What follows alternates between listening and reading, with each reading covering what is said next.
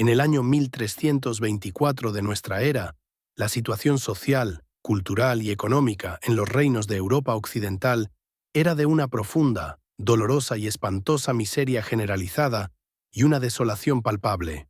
Las naciones del continente, desde el frío norte de Inglaterra, con sus campos de trigo húmedos y sus aldeas de madera y paja, hasta el soleado sur de Nápoles, con sus huertos de cítricos y sus puertos comerciales del Mediterráneo oriental, aún se encontraban inmersas en un proceso de recuperación lento, laborioso y extremadamente difícil de los estragos más cruentos de la peste negra.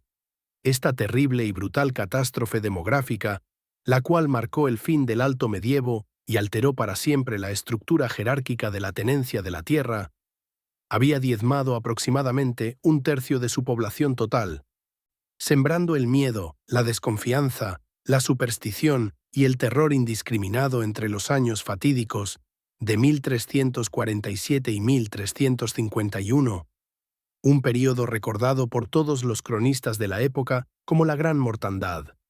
El paisaje europeo resultante era intrínsecamente lúgubre y sombrío, visiblemente marcado por la pérdida masiva y repentina de vidas humanas valiosas, productivas y jóvenes, una tragedia de proporciones bíblicas y nunca antes vistas en la memoria de los pueblos.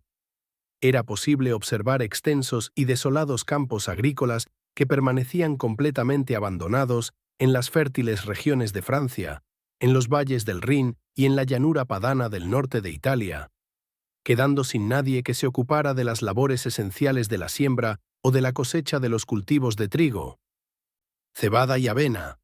La tierra, antaño generosa y productiva, quedaba sin cultivar, abriéndose grietas en su superficie bajo el inclemente sol. La hierba crecía de manera salvaje e incontrolada sobre las tumbas recientes y mal disimuladas que se extendían por los cementerios parroquiales, invadiendo el espacio sagrado. Estas fosas se habían excavado a toda prisa, con una urgencia dictada por el pánico incontrolable y generalizado entre los campesinos aterrorizados de la campiña. Estos esforzados labradores se vieron obligados a enterrar a sus familiares cercanos y queridos en condiciones sanitarias extremadamente precarias, a menudo sin la presencia física de un sacerdote que pudiera impartir la extrema unción y darles la bendición final.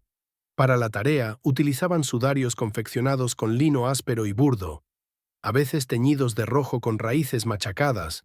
Los teñían meticulosamente con el jugo oscuro y denso de la nuez, en un intento desesperado y a menudo fútil por disimular la podredumbre y el olor insoportable y dulce que emanaba de los cuerpos sin vida, un olor nauseabundo que se impregnaba en la ropa, las casas y los recuerdos de los sobrevivientes. Las grandes urbes medievales, como la majestuosa París, o las prósperas ciudades-estado de Milán y Florencia, centros del primer capitalismo italiano y de la banca florentina, presentaban un aspecto desolador, fantasmal y completamente inactivo. Sus calles principales y secundarias, normalmente atestadas de gente, caballos y carros, permanecían absolutamente vacías. Un silencio sepulcral reinaba allí donde antes había un bullicio constante, característico de la vida urbana y de los gremios de artesanos que trabajaban el cuero, el metal, el vidrio y la madera con gran destreza.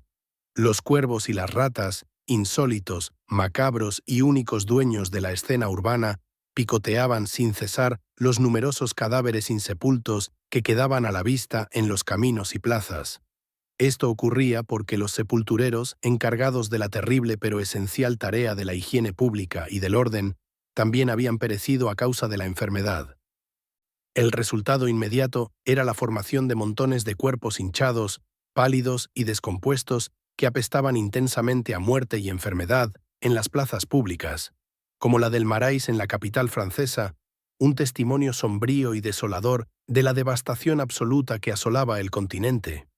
La vida económica organizada y el comercio habitual estaban completamente paralizados.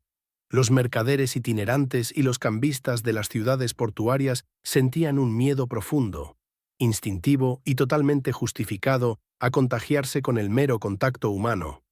Temían tocar incluso las monedas, las cuales se consideraban vectores probables de la enfermedad después de haber pasado por manos de los moribundos o muertos en los mercados de Les Halles. En este centro de comercio vital, la actividad se había extinguido por completo. Antes se vendían con gran esplendor vinos de Borgoña almacenados en pesadas barricas de roble francés. Se ofrecían quesos de brie, delicadamente envueltos en hojas de parra y producidos por monjes. También se encontraban las finas, costosas y muy demandadas telas de Flandes, tejidas con la preciada y suave lana de ovejas merinas. Todo ese vital y variado comercio transfronterizo se había detenido de forma abrupta, sumiendo a Europa en una profunda recesión económica y una crisis social sin precedentes ni paralelos históricos. En un contraste absoluto, dramático y asombroso con esta escena de crisis continental y miseria generalizada, un solo hombre y su séquito impresionante cruzaban el vasto, indómito, gigantesco y abrasador desierto del Sáhara. Su caravana no tenía precedentes históricos conocidos en términos de tamaño, de opulencia o de la complejidad logística desplegada. Era una expedición tan inmensa y colosal que los registros históricos de los oasis, conservados por eruditos locales, indican de manera verificable que tardó un total de 4 meses completos en desfilar enteramente por un mismo punto de observación, un hecho registrado en las crónicas de los camelleros y los observadores árabes. Los camelleros que guiaban la marcha marcaban el paso apilando piedras en montículos. Estos se convertían en hitos cruciales y permanentes para la navegación de las caravanas subsiguientes, dejando una huella permanente e imborrable en el paisaje del desierto que persistiría por décadas como un camino abierto por un gigante. El polvo de arena, al ser pisado por miles de pezuñas y sandalias, levantaba nubes que eran visibles a kilómetros de distancia, oscureciendo el horizonte matutino. La gigantesca procesión llevaba consigo exactamente 8.000 esclavos. Cada uno de ellos estaba singularmente y ricamente vestido con túnicas de seda persa, importada desde Oriente Medio a través de largas rutas comerciales marítimas y terrestres. Estas túnicas estaban bordadas minuciosamente con hilos de oro puro. Bajo el sol implacable del mediodía africano, relucían con un brillo cegador e incesante, creando una visión mística, majestuosa y casi irreal de gran impacto visual. Parecía que cada esclavo era, en efecto, un pequeño sol en miniatura, reflejando y refractando la luz sobre los millones de granos de arena levantados por el viento en remolinos dorados a lo largo de toda la ruta. Avanzaban además 12.000 camellos. Transportaban una carga colosal de sacos pesados y abultados llenos del codiciado polvo de oro. Los sacos iban envueltos cuidadosamente en telas preciosas traídas de Damasco, tejidas en los telares de Alepo con una habilidad notable, una paciencia admirable y un uso intensivo de la seda más fina. Los patrones geométricos de estas telas eran complejos, detallados y profundamente simbólicos, representando estrellas y lunas entrelazadas en un diseño continuo que simbolizaba la eternidad, el poder, la riqueza y la inmensidad del imperio de Mansa Musa, el señor de los mundos conocidos del África Occidental. Cada camello, perfectamente entrenado por los experimentados guías tuareg, mantenía una distancia exacta del animal precedente para evitar el pánico y el sobrecalentamiento bajo la jornada de marcha que comenzaba al amanecer y terminaba al caer la noche. El séquito incluía a 500 porteadores adicionales, cuya única tarea era llevar objetos personales, ornamentales, ceremoniales y las provisiones del monarca. Ellos llevaban bastones de marfil que habían sido tallados con una artesanía exquisita, fina y profundamente meticulosa por artistas mandinga. Las escenas plasmadas en el marfil eran de elefantes y leones, grandes animales cazados en la sabana del Sudán, utilizando lanzas envenenadas con el potente jugo del veneno natural conocido como acónito. Para asegurar el suministro vital de agua, 100 camellos adicionales, separados en una sección específica, estaban dedicados solo al transporte del líquido esencial. El agua iba almacenada en odres de cuero de cabra. Estos estaban cosidos con tendones de antílope y sellados rigurosamente con resina de acacia, un método crucial para evitar la temida y rápida evaporación bajo las elevadas temperaturas. El termómetro podía alcanzar fácilmente los 50 grados a la sombra de las dunas, lo que justificaba esta extrema, costosa y necesaria logística. Un cuerpo de 500 heraldos formaba la vanguardia ceremonial, musical y protocolaria, anunciando la inminente llegada del soberano. Ellos tocaban trompetas hechas de bronce. Estos instrumentos de viento habían sido forjados con gran pericia en los talleres de Tombuctú por artesanos songhai especializados en la metalurgia del cobre. La aleación de bronce se lograba mezclando cobre de las minas de Leir con estaño traído desde el Golfo de Guinea en canoas de madera de Iroko.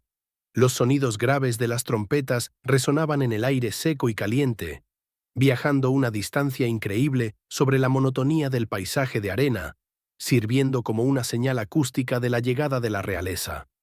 Él mismo era, por supuesto, Mansa Musa, el emperador todopoderoso y absoluto del gigantesco imperio Mali. Su vasto territorio se extendía desde las costas del Océano Atlántico en el oeste, cerca de la actual Dakar, donde las olas rompían en playas de arena blanca, salpicadas de conchas de cauri usadas como moneda. El imperio llegaba hasta las orillas del río Níger en el este, un corazón económico y cultural, donde los pescadores bozo lanzaban redes de fibra de baobab para capturar tilapias y bagres. La extensión del imperio Mali era tan vasta que superaba en tamaño a toda Europa occidental, abarcando territorios de 10 naciones modernas africanas y controlando todas las rutas de la sal, el oro y los esclavos. Musa cabalgaba sobre un espléndido y vigoroso caballo blanco de raza bereber, conocido por su velocidad, resistencia y temperamento noble.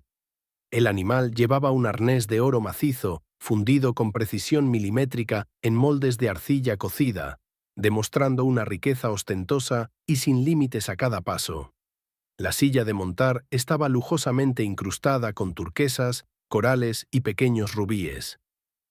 Estas gemas preciosas provenían de las minas de Lair, extraídas por mineros Hausa que cantaban himnos religiosos al ritmo constante y monótono de sus picos golpeando la roca cuarcífera. En su turbante, Mansa Musa portaba orgullosamente una pluma de avestruz.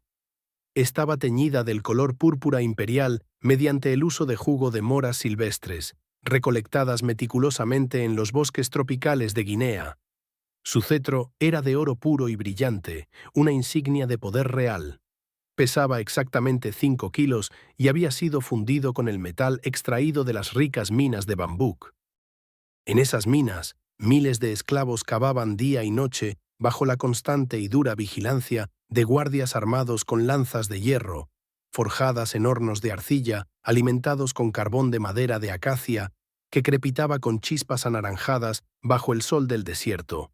La riqueza de este hombre era una magnitud incomprensible, inigualable e inmensurable para cualquier monarca europeo o asiático de su época, e incluso de cualquier época. Se estimaba que su fortuna personal en activos líquidos y mineros alcanzaba los 400 billones de dólares actuales en valor ajustado al poder adquisitivo. Este cálculo ha sido establecido con gran rigor por historiadores económicos de renombre mundial, como Ralph Austin, cuyo estudio detallado de 1987 fue publicado en el influyente Journal of African History.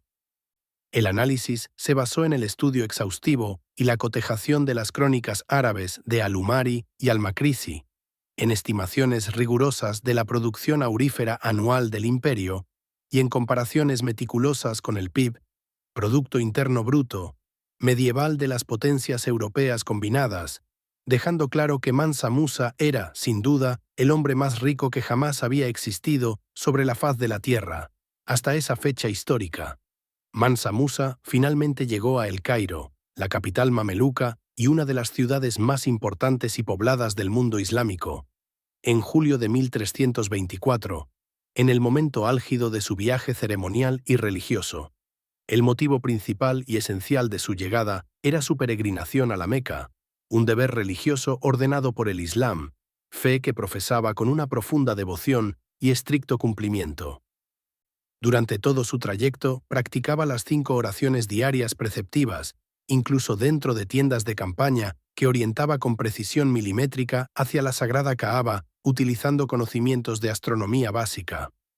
En solo 3 meses de estancia dentro de la gran ciudad de El Cairo, regaló una cantidad tan masiva y desmedida de oro que el precio del metal precioso se desplomó drásticamente en toda la región. Cayó un sorprendente 25% en todo el vasto Mediterráneo. Esto fue confirmado inequívocamente por los registros detallados de los mercados de Alejandría, donde los cambistas y comerciantes de especias anotaban los precios diarios en papiros importados de Sicilia con tinta hecha a base de agallas de roble. La súbita deflación que desató arruinó a una vasta cantidad de profesionales y comerciantes. Afectó directamente a los joyeros de Alejandría, que no podían vender sus piezas porque el oro ya no tenía el mismo valor intrínseco en los zocos, donde antes las esposas de los emires compraban collares de filigrana, trabajada con alicates de bronce. Impactó negativamente a los mercaderes de Damieta, que vieron cómo sus grandes reservas de oro se depreciaban de la noche a la mañana en almacenes llenos de lingotes. La especulación cesó por completo. El oro se convirtió, temporalmente, en poco más que un metal ornamental sin la solidez del valor intrínseco que se le atribuía por siglos.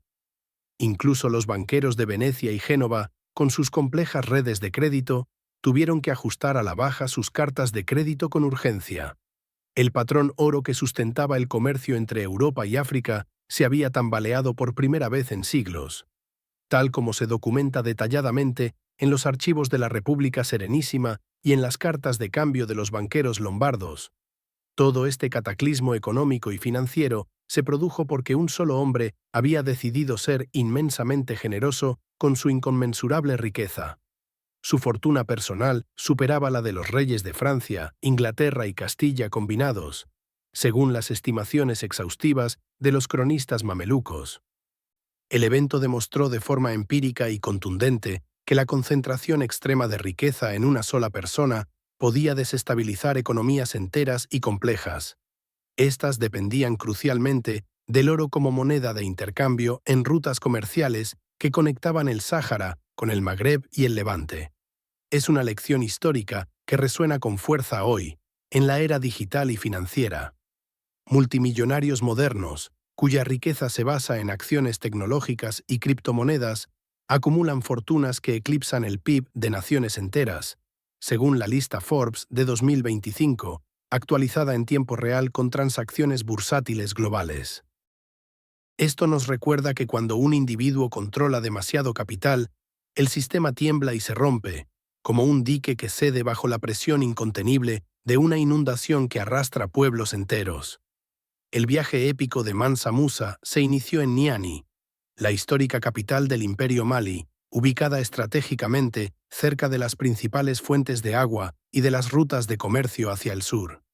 La ciudad se ubicaba en las orillas del río Sankarani, un área donde los manglares crecían densos entre raíces aéreas. Las aguas turbias del río estaban llenas de cocodrilos que emergían al atardecer con ojos amarillos brillando. El clima de la zona, tropical y húmedo durante la estación lluviosa, contrastaba drásticamente con la sequedad mortal del desierto que tenían por delante. Niani era una ciudad robusta construida de adobe. Sus murallas de barro rojo estaban reforzadas con troncos de baobab. Este árbol icónico de la sabana, conocido como el árbol de la vida, era esencial. Sus troncos, masivos y resistentes al fuego, se usaban para la construcción, y sus fibras se convertían en cuerdas. Estos troncos se cortaban en la sabana con hachas de hierro y se unían con cuerdas de fibra de palma trenzada por mujeres mandinga. Este grupo era el núcleo del Imperio Mali. Sus mujeres eran esenciales en la economía doméstica, expertas en hilar, teñir y trenzar las resistentes fibras vegetales para uso estructural y cotidiano. Los palacios reales tenían techos de paja de elefante, una cubierta orgánica que resistía las lluvias torrenciales de la estación húmeda. Esta estación duraba persistentemente de junio a octubre, inundando cíclicamente los campos de mijo y sorgo cultivados en terrazas. Su mercado central era el eje neurálgico del intercambio transsahariano. Allí se negociaban bloques cuadrados de sal del Sáhara, traídos por camellos tuareg que cruzaban dunas de arena roja. La sal se intercambiaba, en proporción, por oro del sur en polvo envuelto en hojas de baobab secas al sol. Se vendían nueces de cola amargas que se masticaban para combatir el sueño.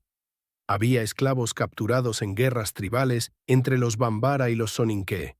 También telas de algodón teñidas con índigo cultivado en los valles del Níger y marfil tallado. Mansa Musa partió en 1322. El cronista árabe Ibn Battuta, en su Rila, escrita entre 1352 y 1355, tras su propia visita a Mali, afirmó que la caravana incluía 60.000 personas en total. De estas, 14.000 eran esclavas mujeres. Ellas estaban ricamente vestidas con túnicas de seda y llevaban cestas de dátiles secos y manteca cosmética de karité. Los 8.000 esclavos varones portaban lanzas de hierro forjadas en los talleres de Niani, con mangos de madera de ébano, y escudos de cuero de cocodrilo curtido. 500 heraldos utilizaban trompetas de cuerno de antílope. Estas estaban decoradas con incrustaciones de oro. Un cuerpo de élite de 500 jinetes montaba caballos árabes importados de Egipto. Cada camello llevaba 100 libras de polvo de oro en sacos de cuero. Estaban sellados con cera de abeja. El total era de 800.000 libras de oro, equivalente a 50 toneladas métricas. Hoy, esto valdría más de 3.000 millones de dólares. Mansa Musa distribuía este oro con una generosidad que asombraba. En Gualata, la primera gran ciudad oasis, regaló 50.000 dinares de oro a los eruditos locales que recitaban el Corán en madrasas de adobe. En Tagaza, donde las minas de sal se explotaban, dio 100 camellos cargados de oro a los capataces. En cada parada del camino, construía una mezquita. Al llegar a El Cairo en julio de 1324, la ciudad más grande del mundo islámico, Mansa Musa fue recibido por el sultán mameluco Al-Nasir Muhammad en el Palacio de la Ciudadela. Durante su estancia de 3 meses, regaló oro a manos llenas. Los registros del Diwan o la Oficina de Finanzas Real, guardados en archivos de papiros, indican su generosidad. 100 libras a cada ulema, experto en la ley islámica, que lo visitaba. 50 camellos cargados de oro al sultán como regalo diplomático. Y otras cantidades a mercaderes, poetas y músicos. El impacto fue inmediato y severo, según el historiador egipcio Al-Makrizi, en su Kitab al-Suluk. El precio del oro en El Cairo cayó de 100 dinares la mitkal, unos 4,25 gramos, a 75 dinares en solo 2 meses. Esto causó una inflación negativa que duró 12 años. El pánico fue tan intenso que muchos comerciantes intentaron deshacerse de sus reservas en oro y pasarlas a plata o cobre, metales que antes se consideraban inferiores. Los joyeros de la zona tuvieron que cerrar talleres. Los prestamistas veían depreciarse sus reservas. El fenómeno se extendió a Alejandría, Damasco y hasta Venecia. La riqueza de Mansa Musa provenía de un imperio que controlaba las minas de oro más ricas del mundo conocido. Estaban ubicadas en Bambouk, Bure y Galam. Según estimaciones de Ralph Austen, el imperio Mali producía 2/3 del oro mundial en el siglo XIV, unas 2 toneladas anuales. Este oro financiaba la construcción de la gran mezquita de Tombuctú y la Universidad de Sankore. Allí estudiaban 25.000 alumnos. La biblioteca de Sankore llegó a albergar cientos de miles de manuscritos, incluyendo tratados de astronomía, derecho, medicina y filosofía, todos encuadernados con cuero de cabra. Mansa Musa fue el arquitecto de un renacimiento cultural africano. Atrajo a eruditos de Al-Ándalus, poetas de Bagdad y arquitectos de Granada. Convirtió a Tombuctú en la Atenas del desierto, un centro de conocimiento y comercio, cuyas estructuras de adobe eran famosas por su majestuosidad y diseño distintivo del Sahel. Su generosidad tuvo consecuencias imprevistas. En El Cairo, el sultán Al-Nasir, preocupado por la desestabilización monetaria, pidió a Mansa Musa que moderara sus regalos. Musa, en un gesto de diplomacia, aceptó tomar prestado oro a alto interés. Compró de vuelta parte del oro que había regalado para reducir la oferta circulante y restaurar el valor. Fue un acto que enriqueció a los banqueros mamelucos. El efecto se sintió en Europa. A su regreso en 1327, Mansa Musa trajo consigo arquitectos andalusíes como Abu Ishaq al-Sahili, que diseñaron la mezquita Djinguereber. Había pedido prestado oro y pagó con intereses. El control de la riqueza por parte de Mali demostró ser temporalmente más sofisticado que el de sus vecinos mediterráneos. Tras su muerte en 1337, el imperio comenzó a fragmentarse. Sus sucesores carecieron de su visión. Las guerras civiles y los saqueos debilitaron el control de las minas. Para 1400, el imperio Songhai había reemplazado a Mali. El impacto de Mansa Musa perduró en los mapas europeos, como el catalán Atlas de 1375, que mostraba a Mansa Musa sentado en un trono de oro, influenciando la imaginación de exploradores portugueses que buscaban incansablemente la fuente de esa riqueza legendaria. Esta es la lección que resuena en 2025. El mundo enfrenta desigualdades sin precedentes. Cuando un individuo concentra riqueza equivalente al PIB de naciones enteras, el sistema financiero global tiembla. El Fondo Monetario Internacional advierte que la concentración de activos puede amplificar shocks sistémicos. Mansa Musa no hundió economías por maldad, fue por generosidad mal calculada. El resultado fue deflación, quiebras e inestabilidad que duró una década. Hoy, la riqueza extrema siempre tiene consecuencias impredecibles. Lo que la historia nos enseña es la necesidad de instituciones que regulen su flujo. La regulación financiera, el impuesto sobre la riqueza y las políticas de redistribución son ecos directos de esta crisis medieval. La existencia de Mansa Musa y su caravana dorada es el recordatorio definitivo de que el capital, cuando no se gestiona con visión sistémica, puede ser un arma de doble filo para la estabilidad global.